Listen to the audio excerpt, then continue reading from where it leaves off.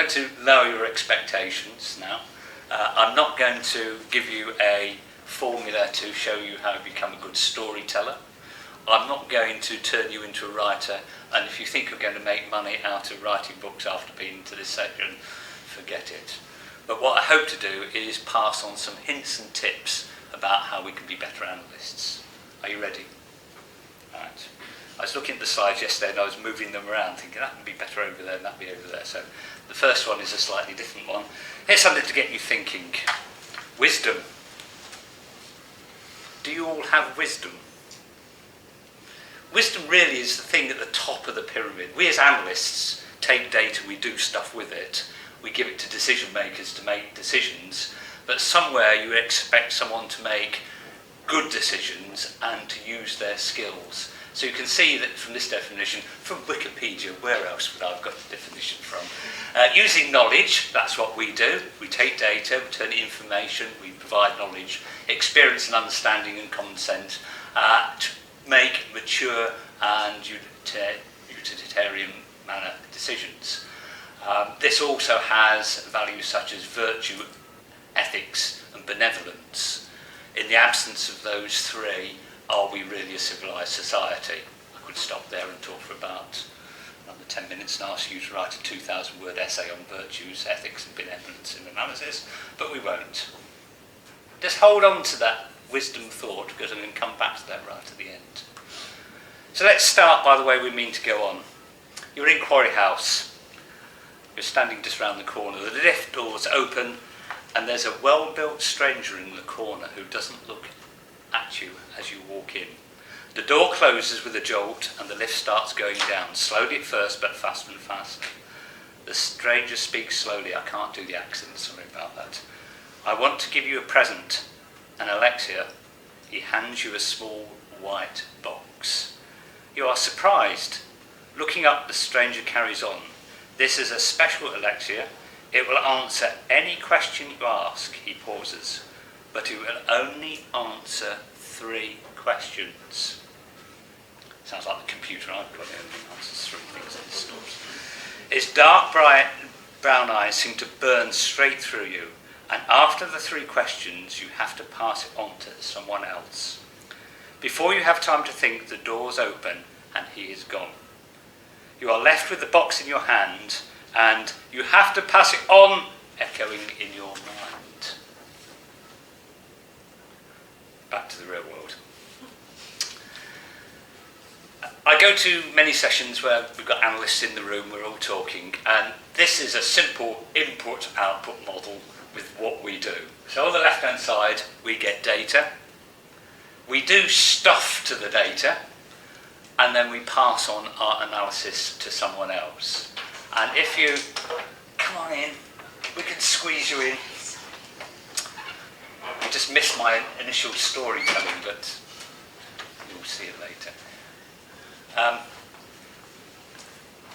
Whenever you get analysts in the room, they always tell you we haven't got enough data, or the data is the wrong data, or we can't trust the data quality is pants. If only we had more data, we could do better analysis. Have you ever heard any of that before? Yeah. Then there's the stuff we do. Have you all done your training needs assessment? Yeah, good. Big long list of things. We need a bigger computer, we need more skills, and we need to be snake charmers now. Why else would you want a Python if you're not a snake charmer? So that's one of the other questions we always have. Have we got the right skills? Have we got the big enough machine? Have we got a big enough handle to turn? But then we come across but when we do present our analysis, are we actually getting the impact we want? And it's that right-hand side I want to start to tease you about today. Are we communicating our analysis effectively enough? Can we improve the impact of our analysis by the way we tell the stories? Right. Brave New World, Matthew Swindells, Ming's telling us that we're the most important people in the NHS because that is what the NHS management team wants in a few years' time. There's Jeremy there, and there's Simon there, and they've got this big screen full of data, and they just wave their hands, and there our analysis appears. And they say, we want more A&E, they just wave their hands and more A&E numbers come up. Is that the world we're moving to? Would that be good analysis? Well, if that's not the vision that's being painted, then what is the vision? But I'm going to ask you, do we fall short because this is how we appear to our customers? And Johnny, I know you're in the room. Can you spot a partial differential equation on that board anywhere? Oh, there's is one of the problems that we come across to our customers as being too technical, too geeky, and we actually put up artificial barriers between us and our customers? Discuss. Back to the story. You look at the box in your hand. Is this some sort of prank? You open the box and sure enough it's an Alexia. 3 questions. You close the box and the lift carries you down to your floor. At your desk you put the box next to your computer and open your emails. What did the stranger look like? Already it was hard to remember. Shall I plug it in? What questions will I ask? What should I do? So this is what I'm going to talk about today. That's just the preamble. Let's just get you warmed up. That's the jokes. So there's 3 things I'm going to talk about. I'm going to talk about audience and purpose. That's the fundamentals of communication, so I'm just going to rehearse some of those. Then I'm going to talk about some of the fundamentals of storytelling, which is heroes' quests and lessons learned. I say it's not a recipe, but it's some things that you may want to think about. Then I'm going to talk about connecting to the audience using heroes' quests and lessons learned. So I'm going to do that first. Audience and purpose. Before you even write your first reply to an email, you should always think about who is the audience for this email. Is it one person, lots of people? What is the capabilities of that purpose email, and what is the purpose? What is it you want to communicate? And if you have any doubts at all about the audience and purpose, stop writing the email. Put your pen down, think about it, because this is the fastest way to fail. If you haven't got audience and purpose clearly in your mind, then do not try to communicate. You knew that already, didn't you? We always ask that at interview about audience and purpose. But this is something you may need to think about a little bit more, that if in a presentation, and this assumes that it is a verbal communication like the one we're doing at the moment, there's me, presenter. There's you. In this example, it's a non-analyst, but you are all analysts. There's you in that world. And I'm communicating, I'm sending information generally in your direction. You're sending me feedback. I don't think anyone's fallen asleep yet, but I'll have a look. No. Is anyone reading their emails or looking at their phone? That would be giving me feedback that I'm not really cutting the mustard. We're having some sort of two-way dialogue. But there's the world that I come from, which you can't see. You know nothing about my world. I could be rich and famous, or I could be poor, who knows. I could be a vampire, I might go and sleep upside down at night, who knows. I know very little about your world. And until we can synchronise our worlds, it's very difficult to communicate. Now this is what the Foreign Office do as their day job. So there's Boris Johnson on the left, and there's someone from a different country in the right. The things that they always say in the Foreign Office is start to talk about the things you agree about first, identify the things you don't agree about, then discuss the things you disagree about. Always go in that order. And that's the sort of way that you should find out about the person's world. It's seldom we actually get into those discussions with our customers, but it's something that is a common fault. You're talking to the wrong audience. You make assumptions. You haven't built that rapport underneath that line of visibility. Purpose. This is from the BBC's charter, really. There's 3 things that you can do when communicating. It's knowledge, attitude, and entertainment. When we go to the cinema on Friday evening, it's usually entertainment. When we watch the weather forecast, it's usually knowledge. A weather forecast is usually about 2 minutes long. How much do you actually remember of the weather forecast after the presenter stops talking? Quite often, very little. If you're imparting knowledge, it is very difficult to hold the stamina of the audience. I used to be a university lecturer, some of you know that, and I would talk for 50 minutes with slides like this, with an audience of students, might be a big room to the thought room. If they remembered 3 things in an hour's presentation the next week, I thought I was doing well. And I'd do that sometimes as a test. I'd send out 20 slides, say blah, blah, blah, blah, blah, blah. The next week I'd get there and I'd say to the audience, tell me 3 things that you remember from last week. And it's very rare they could do more than 3. So don't overload people with information. People's ability to absorb information is quite often quite limited.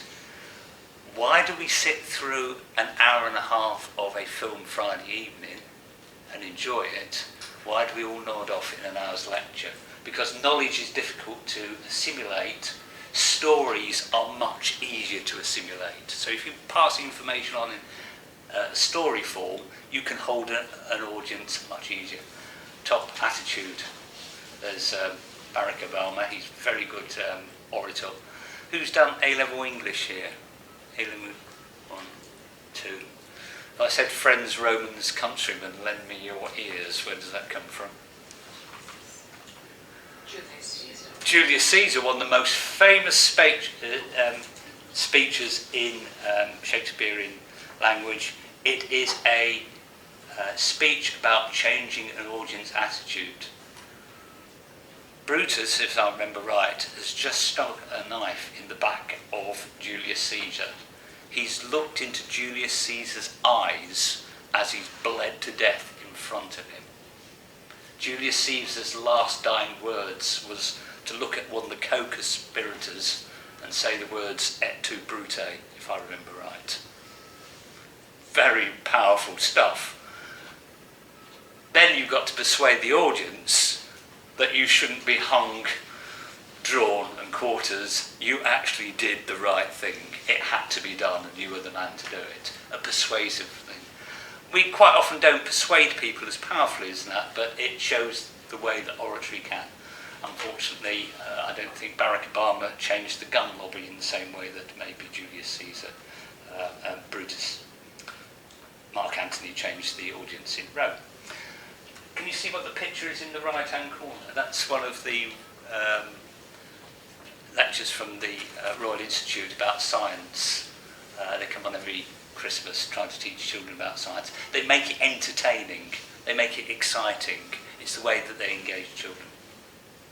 So when you're thinking about how you're communicating, if you're doing knowledge in the bottom left-hand corner, you are doing the most difficult. You are making it very difficult for you to communicate a lot. If you move over to the entertainment thing, you actually get the audience attention a lot better, and that's what I'm talking about today. Just a bit of a recap. When I go to conferences every now and again, I go to presentations like this, and when you go to conferences, invariably people treat it like a lab report. So you go there and people say, this is the problem I did. They talk about the problem. This is what we did. And if it's a PhD student, boy, do they get excited about what they did, because it's their life's work. And then very last moment, they will tell you what they found. Or if, in many cases, they will tell you what they hope to find next year if you come back to the conference. And then you have a letdown. It's better to turn that on its head if you're presenting to a non-technical audience. If the purpose is not to get validation of what you're doing, which you do in a conference, it's better just to say, this is the problem I was faced with, these are the options I looked at, and of the 3 options, I think it's A. Have a few slides in your background saying, well, if anyone wants to ask any questions, then you can always bring those forward. And this is how we present information to decision makers. We just clean all the work we do away from it and just say, these are the options on the table. So what I'm saying is, if you try and present in form A to a conference to a decision maker who wants style B, they're going to get bored very quickly. Quite often the decision makers that we are talking to are leaders, and leaders have a different way of communicating. Leaders have to tell you what will happen in the future, not what has happened in the past. Past is behind us. Leaders are all about this is what the world is going to look like in the future, and the world will be wonderful.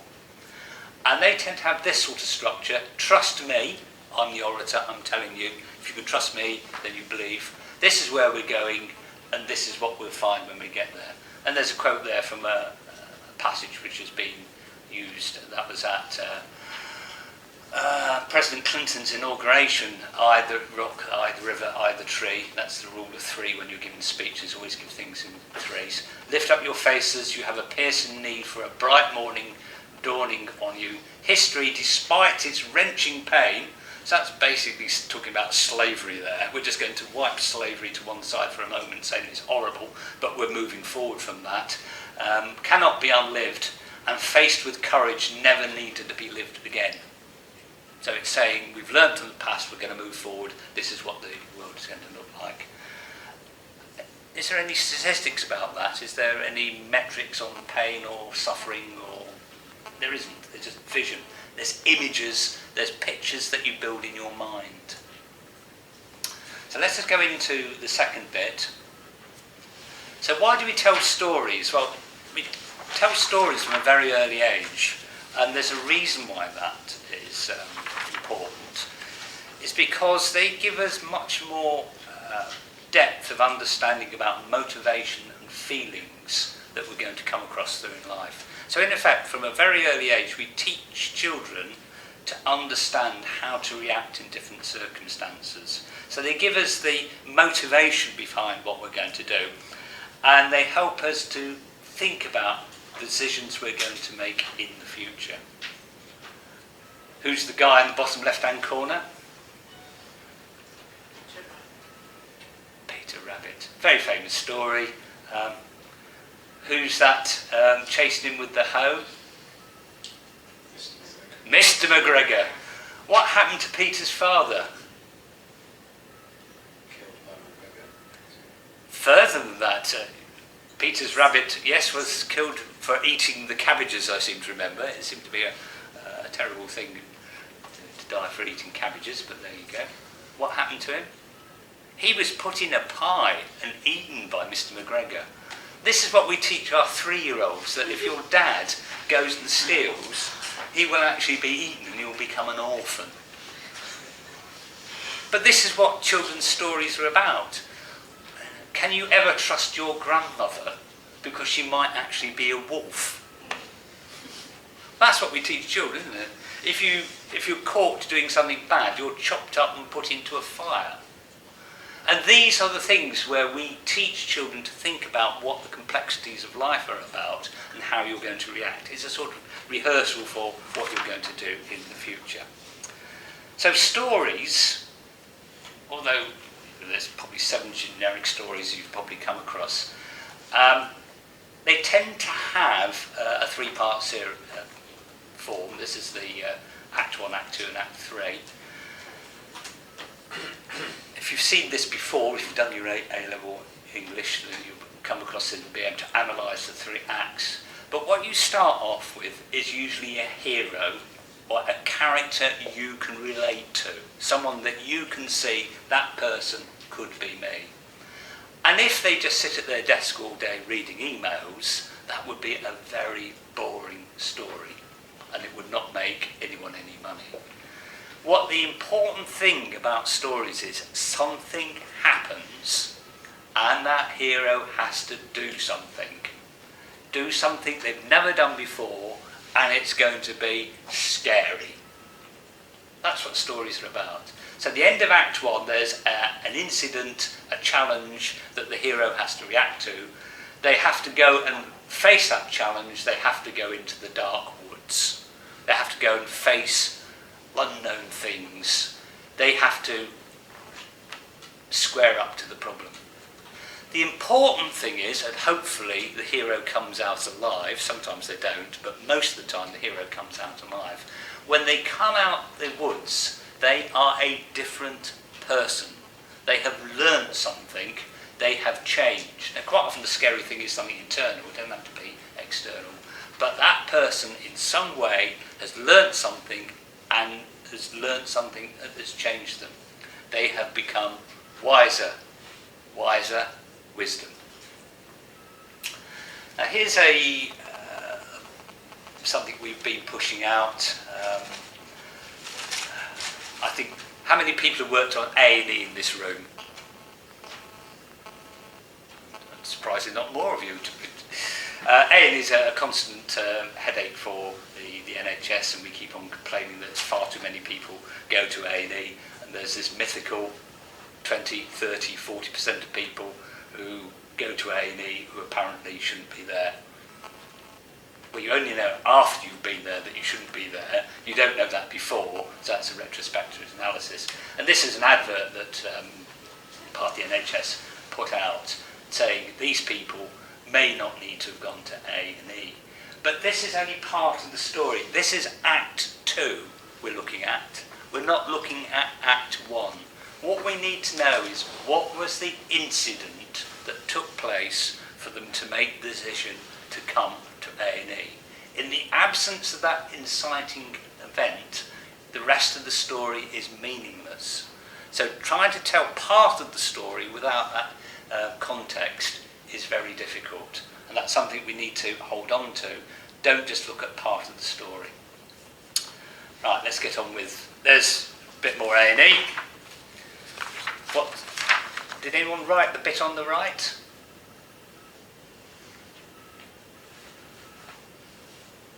That's off our webpage. I downloaded that week before last. That's the narrative that went with the May's A&E figures, I believe. And what's the bit on the left? That's the BBC reporting it. So, as with all journalists, they look for the hole in the argument, and that suddenly becomes the headline. So on the right, these are both reporting the same piece of information. On the right is how we report with the facts and figures of what actually happened, comparing and contrasting May with other months. On the left, we start to build a story saying the figures are actually underrepresenting the position. Let's back to, you've got this box, this white box. So you're sitting at your computer deleting another email. You are thinking about having another look in the box when an email pings in, urgent A&E briefing. It's from your band 9 who must be working on Planet Zod as you haven't seen them all day. Comms want to know the backstory in A&E as the BBC are yet again running a piece on the latest figures and are currently filming in Leeds General Infirmary. Impending World War, people dying at home and abroad, they all want to know about the extra seconds people are waiting to be seen in A&E. You open the box and plug in the gizmo. No sooner than the green light blinked once, when the smoothing female voice, with a hint of a Scottish accent, so I should get you to do this, asked, "What is your first question, Dave?" Anyone seen 2001: Space Odyssey? I saw that when I was 16, so it's quite a long time ago, but if you ask Alexia, open the pod bay's door, she will reply, "I cannot do that, Dave," because there's a 2001 fan somewhere in Amazon. Your hand moves to the mouse, then you stop to think, how did she know my name? 6 clicks and you have the latest figures up on your screen. That is the actual figures for published in May. You run your eyes down the performance column. Nothing stood out as being different. May, Type 1 A&E, 85.1% seen in 4 hours. 201,567 people not seen in 4 hours in May. Running your eyes along the May row, you notice 106 people waited over 12 hours in A&E. That can't be nice then, you think. As you are thinking what to put in your email, you say out aloud, without really thinking, "I wonder if anyone's been waiting for more than 12 hours in A&E at the LGI." The green green LED starts blinking. The Scottish voice repeats the question to ensure it has picked it up, and then replied, There is currently one patient in the LGI A&E who has been waiting more than 12 hours. George Hope, age 54, who is waiting for admission for deep vein thrombosis. There was a slight pause. He will die in 2 hours and 45 minutes before being admitted. The light stops blinking. You sat motionless. So when they want to know the answer to the question, do they really want to know the answer to the question? Individuals, we've got to do it on the basis of the common good, on averages, what is the best for the majority of people. But in the newspapers, it's always the people, and there's those two lads that were in the news recently about cannabis. What was the story about that? They've both got very complicated epilepsy, and drugs are not controlling their epilepsy, but apparently cannabis oil does help them. And the Home Secretary has made a judgment to allow cannabis oil in for those alone. So he hasn't changed the legislation, he's doing a review. This week, Gosport War Memorial Hospital, 450 people may have had their lives shortened by so-called medical treatment. Should we be making decisions on them, or should we be making decisions of the majority? When a second can seem like a lifetime, there might be two George Hopes in Leeds. But as the seconds ticked away, you knew that was a vain hope. You didn't register the ping for the second urgent email. You picked up your phone and fumbled to get to the address booked. Surely I have Mary's number. You find it, and the blue call number button appears. But what would I say? Hi, it's Dave here. Your dad's in hospital because he's going to die in a couple of hours. You put the phone down and look at the green LED. Ask a second question. The green light starts to flash again. Ready for your second question, Dave? Are you sure George Hope, 54, is going to die in 2 hours and 45 minutes, you ask? I am sure. The green light stops flashing again. You're at school with George's daughter. You were good friends. You might have been more than that if you'd gone to different universities. If it is her dad and she found out that you know that he was going to die, what would she say? A dilemma. Time to decide. You feel like a rabbit in the headlights moments before death. You take a deep breath. Another question. The green light flashes again. Your last question, Dave. Ready? The light green is flashing. What should I do? You ask with a tremble in your voice. For the first time, you see someone looking at you across the open plan. You look down, not just catch their eyes. Put me in a box and give me to a stranger, came back the reply, and the light went out for a final time. So, what I've just done there is I've just told you a very simple... Does anyone recognise that story? I've just recast that into a local thing. It's quite a famous story. About the monkey's paw. Have you heard the monkey's paw? That's the monkey paws. You ask for... You're given a monkey's paw and it will grant any of your wishes. But everyone that asks a wish gets the wish, but it always has a downside to it, which you then regret. So asking for your wishes to be granted may not necessarily be a good idea. Is Dave the same person at the end of the story as the beginning? Has he changed in any way?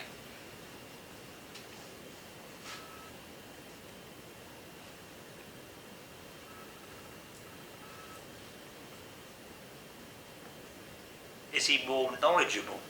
Well, apart from knowing about George Hope. But that could be misleading. That might not be true. He doesn't know that is true.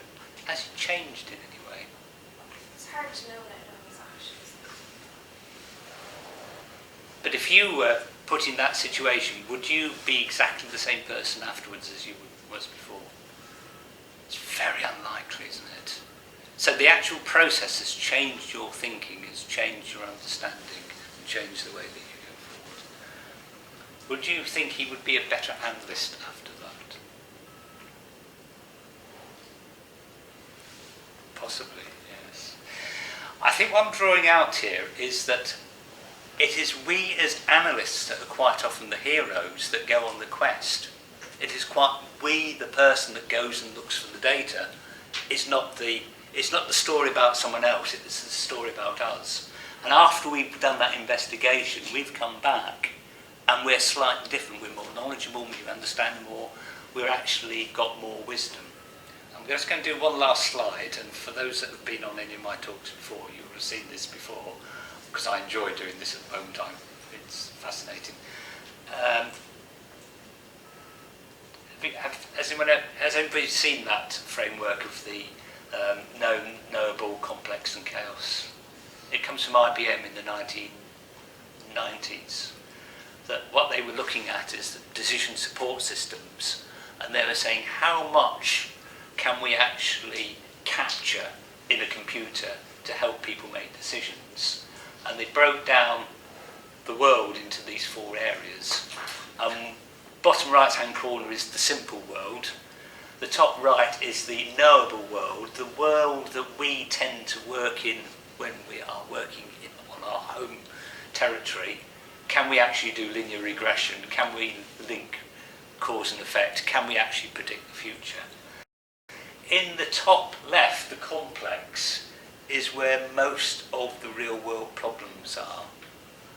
They cannot be reduced into simplicity. They cannot be treated as cause and effect. And that is the world that stories are preparing us for, the real world problems. And many of the situations that we have are in the top left, the complex world, and we try to simplify them. And one of the things I was reading today about medical records is medical records is a technique to artificially simplify a patient's condition into something we can treat. So it's a process of taking out the complexity of a patient, stripping away the layers of the bits that we don't think are important, and we're left with something we say, you've got diabetes, but we've taken all the other bits away. So what we spend a lot of our time doing is taking the complex world and trying to make it into a knowable world. And one of the things about knowledge is we know far more than we can actually write down. We know far more than we can tell. So our hero will actually be more understand the situation far more than they can actually communicate to others. And so that's probably the main takeaway message I'm going to pass on to you. You as heroes, you as the person that's been into the woods, you as the person that has seen the other side, have come back more knowledgeable, but do you actually pass that knowledge on? Do you actually keep that knowledge for yourself, or do you actually remain silent? So I'm going to go back to the very first slide.